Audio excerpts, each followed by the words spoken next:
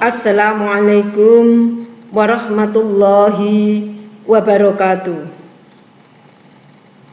Ibu-ibu Aisyah, dimanapun berada yang saya cintai dan yang saya banggakan. Saya Eni Winaryati, pimpinan wilayah Aisyah Jawa Tengah dan sekaligus sebagai dosen pendidikan kimia Universitas Muhammadiyah Semarang. Ibu yang saya hormati, sebagai rasa cinta saya kepada Aisyah dan bangga saya kepada Aisyah, maka saya membuat YouTube ini sebagai rasa penghormatan saya yang telah dibesarkan oleh Muhammadiyah dan Aisyah. Kali ini saya akan mengangkat topik Aisyah dalam lintasan sejarah yang saya kemas dalam Aisyah abad kedua. Ibu-ibu Aisyah yang saya cintai, organisasi Aisyah lahir pada tanggal 27 Rajab 1335 Hijriah atau bertepatan dengan 19 Mei 1917 yang dicanangkan dalam perhelatan Akbar nan meriah yang bertepatan dengan momen Isra Mi'raj Nabi Muhammad SAW. 9 perempuan terpilih sebagai sang pemula kepemimpinan perdana Aisyah, dan Siti Bariyah mendapat amanah sebagai ketua pertama. Embrio berdirinya Aisyah telah dimulai sejak diadakannya perkumpulan Sopo Trisno 2 tahun setelah Muhammadiyah berdiri, tepatnya tahun 1914, yaitu perkumpulan gadis-gadis terdidik di sekitar Kauman. Ibu Aisyah yang saya cintai, organisasi Aisyah merupakan suatu gerakan Islam amar ma'ruf nahi mungkar dan tajdid yang senantiasa dalam gerakannya bersumber Al-Quran dan As-Sunnah. Kemudian Aisyah 2 tahun setelah berdirinya Aisyah, yakni tahun 1919, Aisyah pada workshop, pada kegiatan Muhammadiyah, Muktamar Muhammadiyah itu kemudian dikeluarkanlah pendirian gagasan Aisyah untuk mendirikan pendidikan taman kanak-kanak yang kali pertama disebut dengan Taman Pendidikan Froebel. Pertanyaan kita adalah, kenapa Aisyah memberikan nama Froebel? Froebel adalah seorang filsuf berkebangsaan Jerman dan dikenal sebagai the founding father pendidikan anak usia dini, sebagai bapak pendidikan anak usia dini. Froebel mendasarkan pandangannya tentang pendidikan itu atas 2 dasar, yakni teologi dan dasar psikologi. Kata beliau menyampaikan bahwasanya pendidikan terlalu menekankan pada satu sisi, baik sisi rohani saja atau maupun sisi kecerdasan saja, maka akan timpang atau berat sebelah. Jika keduanya itu seiring untuk dikembangkan, dididikkan, dibelajarkan pada anak didik, maka akan bekerjanya anak itu akan dihasilkan anak yang maksimal. Froebel pada tahun 28 Juni 1840 membuka sebuah lembaga pendidikan anak pertama yang diberi nama Kindergarten der Blindenwald, Jerman, menerapkan pendidikan anak sejak usia dini dengan konsep bermain sambil belajar. Peran guru adalah mendorong ekspresi diri anak-anak melalui permainan, baik secara individu maupun dalam kegiatan kelompok. Beliau menyampaikan bahwasanya bermain adalah ekspresi tertinggi dari perkembangan manusia di masa kanak-kanak. Karena bermain sendiri adalah ekspresi bebas dari apa yang ada dalam jiwa anak. Aktivitas diri dan bermain sebagai faktor penting dalam pendidikan. Dari konsep belajar sambil bermain itu menjadi wacana beliau. Dan kemudian dalam program pembelajarannya menekankan adanya dasar teologi dan dasar psikologi. Yang menarik adalah Aisyah, kenapa Aisyah itu mengangkat anak usia dini. Anak usia dini usia 2 sampai 6 tahun. Kemudian atau bisa dikatakan bahwa masa-masa itu adalah masa-masa golden age. Golden age pada anak merupakan tahapan perkembangan dan pertumbuhan emas yang terjadi masa-masa kehidupannya terlahir di dunia. Usia 0 sampai 6 tahun, usia tersebut berada pada perkembangan terbaik untuk fisik dan otak anak. Fase ini sangat penting diperhatikan oleh orang tua karena fase ini pertumbuhan anak sangat pesat. 80% otak anak bekerja pada masa golden age. Dengan memahami kepribadian anak, orang tua dapat membantunya untuk tumbuh dan berkembang dengan baik serta memberikan perawatan yang sesuai. Ini adalah gambar ketika itu tahun 1919, murid-murid Taman Kanak-kanak Aisyah telah mulai, guru-gurunya telah mulai mengaktualisasi dirinya, potensi dirinya untuk ikut membantu bangsa ini, mengembangkan bangsa, memajukan bangsa ini melewat Taman Kanak-kanak. Yang menarik adalah dua tahun setelah berdirinya Aisyah mulai berpikir dan mengambil suatu langkah tindakan, yakni pada pendidikan anak usia dini. Karena pendidikan anak usia dini inilah yang sangat penting. Kemudian workshop ke-10 baru itu diganti namanya sebagai Taman Kanak-kanak Aisyah Bustanul Atfal. Suatu nama yang perpaduan Indonesia dan Arab yang menggambarkan bahwa sesungguhnya Aisyah itu telah menerapkan suatu kegiatan keterpaduan antara Islam dengan ilmu umum. Islam terpadu sudah dicanangkan Aisyah sejak 103 tahun yang lalu. Ini realita. Aisyah menjadi pemula berdirinya TK Aba, Taman Kanak-kanak di Indonesia, di bumi pertiwi ini. Ini menggambarkan bahwa Aisyah di masa itu adalah seorang kumpulan ibu-ibu, kumpulan perempuan yang sangat luar biasa dan sangat berpikiran, sangat maju. Tidak bisa kita bayangkan bahwa Indonesia dengan Jerman itu berpuluh-puluh mil jaraknya. Namun tidak ada internet yang bisa kita gunakan untuk searching kala itu.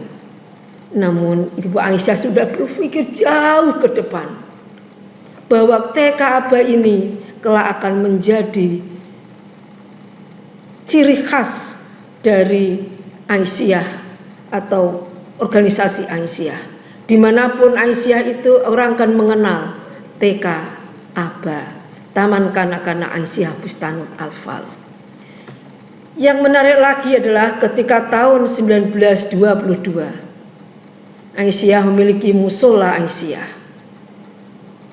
Musola Aisyah ini berdiri tahun 1922. Musola ini terletak di Kampung Kauman, Jogja.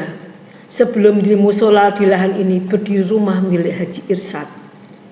Rumah tersebut digunakan untuk pusat kegiatan siswa projo wanita, sebuah perkumpulan yang anggotanya terdiri dari para remaja putri. Pendirian musola ini diperkasai oleh Kiai Haji Ahmad Dahlan, sedangkan pelaksanaan bangunannya oleh Yayasan Muhammadiyah. Dan musola ini digunakan untuk kegiatan pusat kegiatan perempuan. Hal ini sangat luar biasa, bahwa musola tidak hanya untuk ibadah, sholat dan sebagainya, namun juga untuk kegiatan-kegiatan yang bisa memacu perkembangan Aisyah di masa yang akan datang. Kemudian tahun 1923 Aisyah telah memiliki suatu kegiatan literasi, gerakan pemberantasan buta huruf Latin dan Al-Quran. Istilah sekarang adalah literasi. Sudah dilakukan Aisyah 100 tahun yang lalu. Bagaimana agar ibu-ibu itu, warga perempuan itu tidak buta huruf, baik itu Latin maupun Arab. Artinya ini suatu gerakan yang dilakukan oleh Aisyah yang sangat luar biasa, yang sudah berpikiran maju ke depan yang jauh melampaui masanya.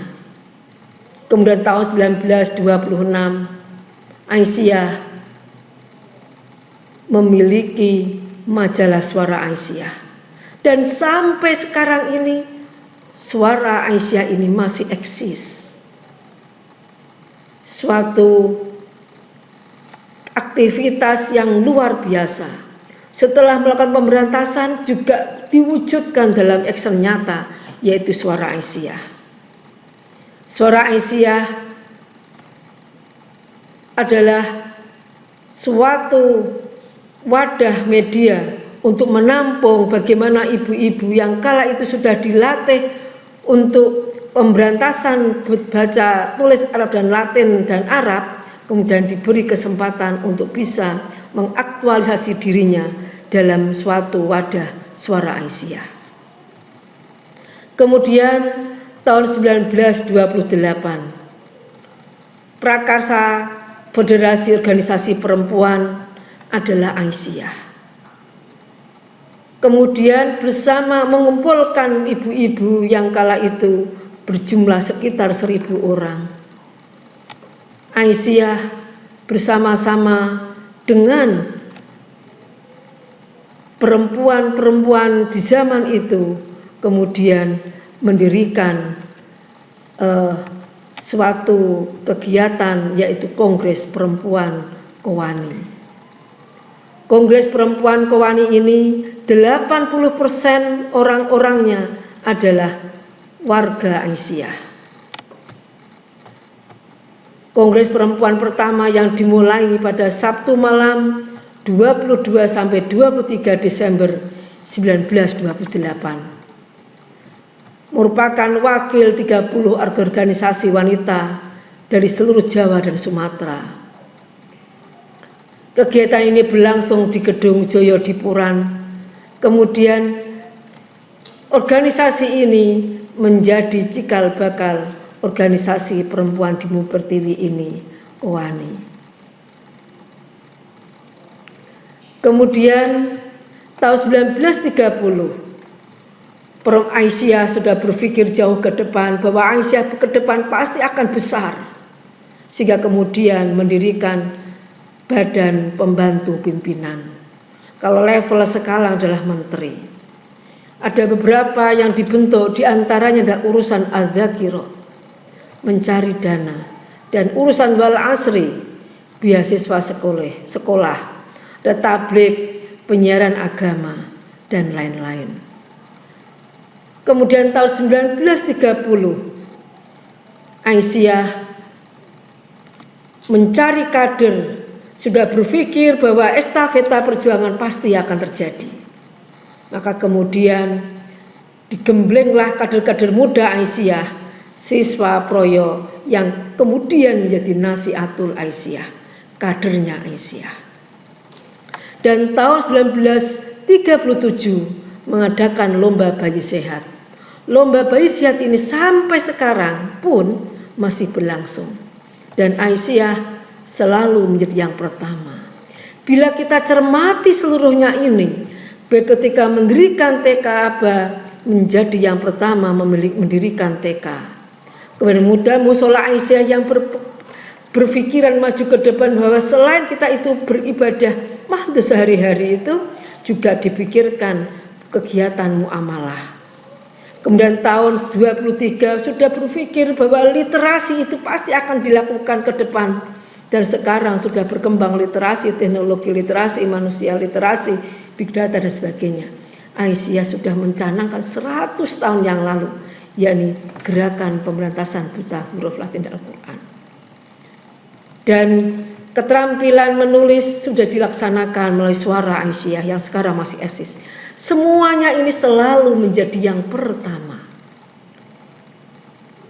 Dan ini teruji sampai sekarang, kegiatan ini sudah mulai banyak berkembang dan dikembangkan oleh masyarakat dan pemerintah. Kemudian hal ini bisa mengindikasikan bahwasannya Aisyah itu tetap eksis dalam usianya yang sudah 100 tahun. Jika itu manusia, tentu sudah banyak manusia yang sudah meninggal. Dan ini teruji oleh kejadian-kejadian di bumi bangsa ini, bangsa Indonesia ini. Oleh Perang Dunia Kedua tahun 1938 telah dilalui oleh Aisyah. Pendudukan Jepang tahun 1945, pergolakan PKI tahun 65 pun Aisyah ikut andil di dalamnya. Bagaimana agar antek-antek PKI itu lenyap dari bumi pertiwi ini. Dan tahun berikutnya daerah pembangunan. Dan sekarang sudah masuk abad yang kedua. Yang perlu kita garis bawahi adalah bahwa dari tahun 1917 dan sekarang 2020 menggambarkan bahwa Aisyah itu telah teruji kapasitas gerakannya. Dan yang membedakan sekarang ini ada Aisyah adalah sudah masuk pada dunia teknologi informasi. Inilah gambaran Aisyah dalam lintasan sejarah yang memang menjadi pionir di bangsa ini, sehingga sangat layak jika kemudian ibu-ibu yang ada dalam wadah Aisyah ini memiliki komitmen, loyalitas, integritas, mimpi, visi yang luar biasa, dan selalu mengambil peran dalam kemajuan bangsa ini. Demikian ibu yang saya sampaikan, mudah-mudahan ada manfaatnya. Assalamualaikum warahmatullahi wabarakatuh.